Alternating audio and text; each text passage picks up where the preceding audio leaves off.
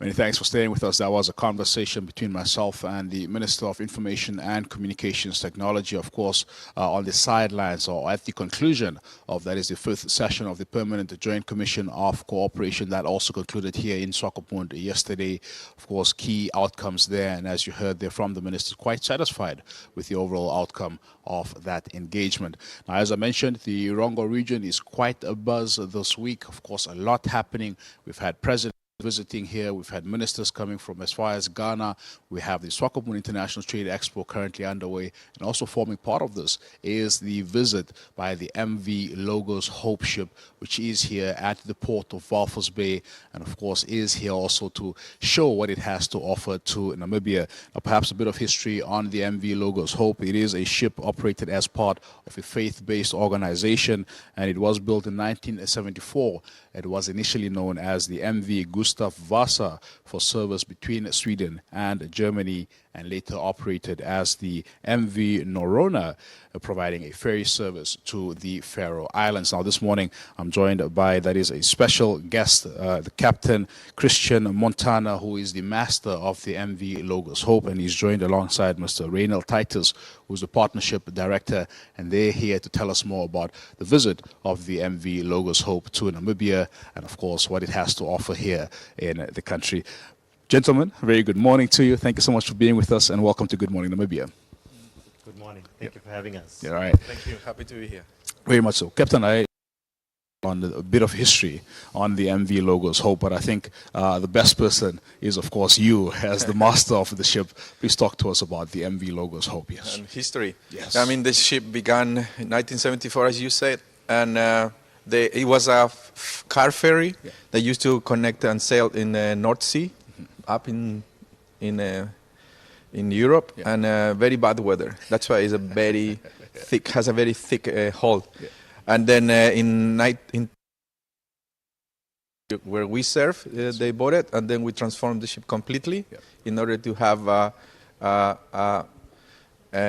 deck where we can place all our books. You know, we are all about books, actually. So yes, that's long story short. You know, and then I mean the transformation period took like at least 6 years. I can imagine. It's a large ship. Yeah.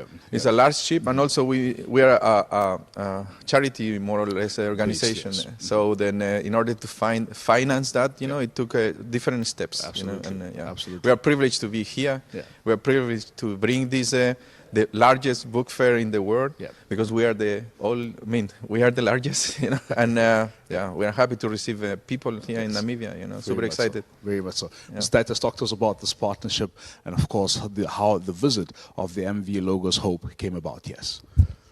The vision of the ship is to share knowledge, help, and hope. Yes. And so we are staffed by about 350 volunteers. Nice. From 65 different nations. So Captain himself, all of us.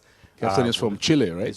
Chile, yeah. And this is home for me. I'm from Namibia, so this is home for me. Yeah. So all of us on board the ship are volunteers, and as I said, the vision is to share knowledge, help, and hope. Yeah. And obviously the book fair, these 5,000 different titles, is part of that vision of sharing knowledge. Yeah. And we will actually open to the public later today, so we will have the official opening. Exciting.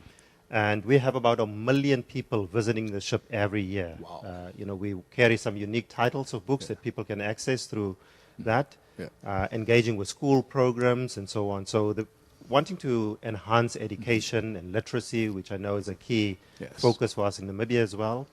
But then also sharing help. And so we get involved with community-based organizations. Wonderful. We sent out teams and have some exciting activities lined up. Yeah.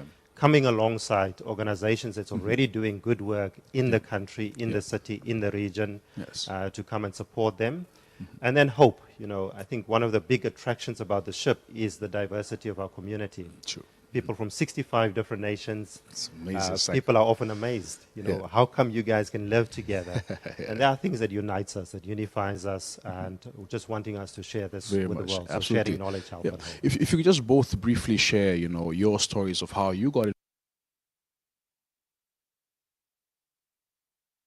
the organization with the MV logo. So perhaps, Captain, we can start with you.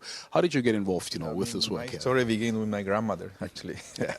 My dad is a seafarer, exactly like me, and but I was allowed to go to grandma on the weekends. Nice. And I was really happy. So then I didn't have mama telling me, what to do, what not to do, and then long story short, my grandma was one of the supporters of the one volunteer that came to one of the ships from the organization. Yeah. So then, since I was a kid, I always said that I wanted to be like my dad, but on the ship where you can do something for people.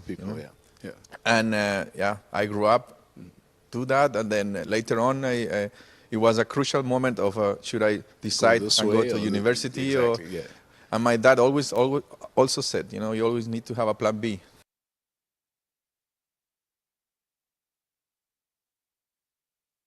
And I applied to the Navy school, where the person that from admissions in the Navy school called, and then it says, Mr. Montaner, you are accepted. You need to pass the next stage, and in that through my mind went all these memories, with grandma, how I wanted to be, and then that's how my path began for the seafarer world.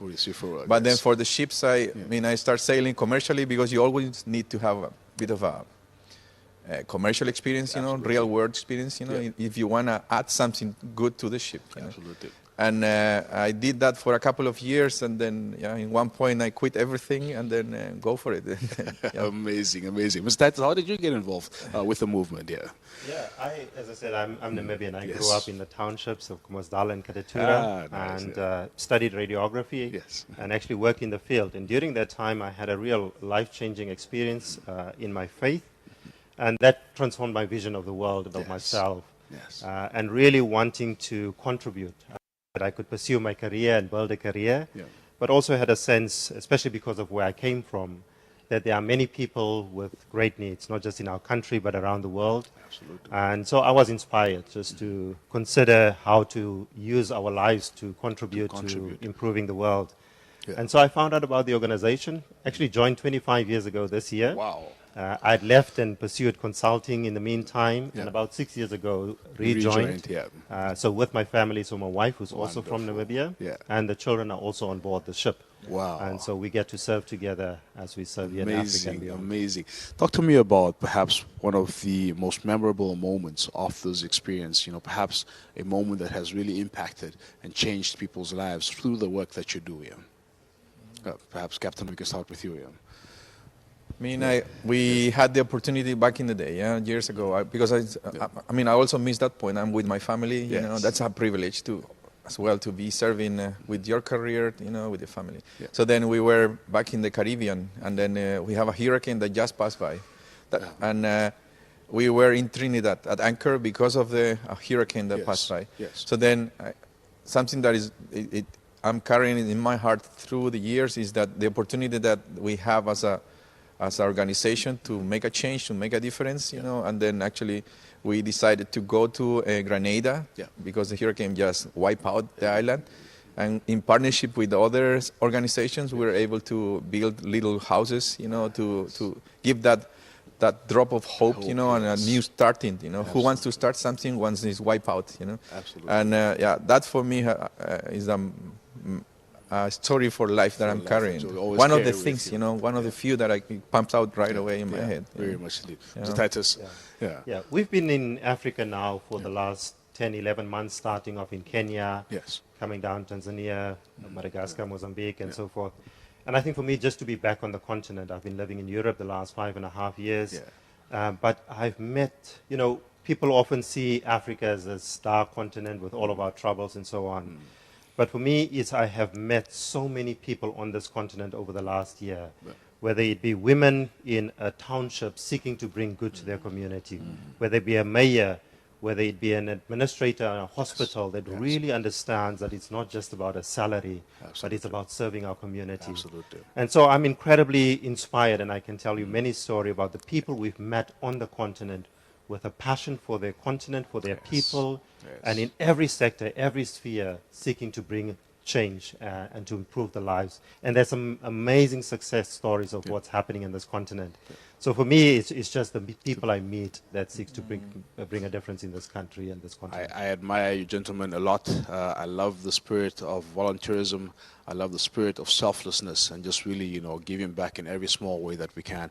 And you're here in Namibia as well to give hope to the people of Namibia, but also to share your rich archive that is hosted on board this MV Logos Hope. You mentioned over some 5,000 books, titles that you have in your collection.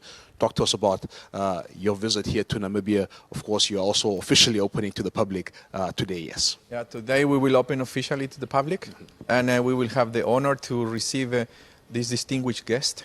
We have also it's incredible the way that the country of Namibia has welcoming us. Yeah. It's not normal.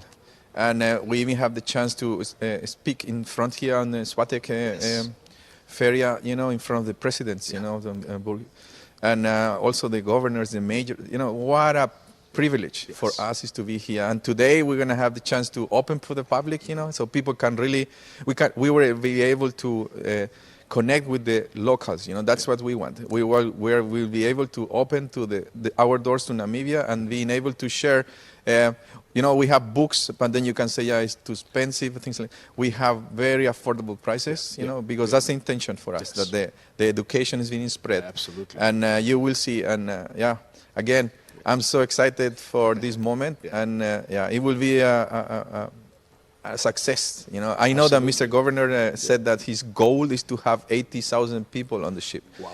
So that's a big goal, and then I believe in what Mr. Governor thinks. Fantastic. And the ship will be here for 2 weeks, right? So we will open to the public today at 1 o'clock here in the Walvis Bay Port, and we will be open until the 21st of July. So people can look at the social media pages, Logos Hope Namibia, for the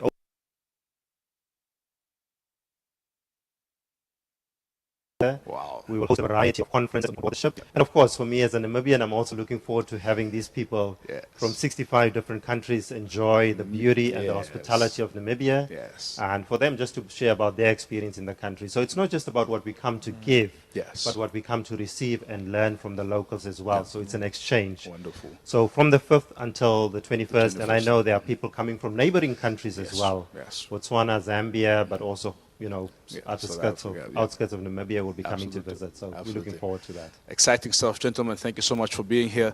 All the best with your time here in Namibia. Captain, I do hope you get to visit a bit of our country in these 2 weeks. Mr. Titus, please show him around. Please let him have some kapana, etc. I'm going to take him for that. Thank you so much for being here, and all the best, guys. Thank you so much. And greetings. There you have it. Mr. Reynold Titus, he is the Partnership Director of the MV Logos Hope, as well as alongside Captain Christian Montana, who is the master of the MV Logos Hope. They're here in Namibia, as you heard. Of course, this is a ship that goes around the globe. As you heard there from Mr. Titus, they started their African journey in Kenya, made their way around the east coast of the African continent, and are finding themselves here on the western side at Walvis Bay Port, to be specific, where they will open this afternoon as of 1 p.m., officially open to the public. And for $10 Namibian, you can, of course, go and explore, go and visit, go and delve into the rich history and archive of the ship. As you heard there from the testimonies, this is all towards a good cause, of course, to plow back to society and make the world a better place. So should you find yourself here in the coastal parts of the country, please visit the MV Logos Hope. They'll also be hosting, that is, the business symposium on Monday on board the Logos Hope ship. So certainly the ship is serving a number of purposes. Good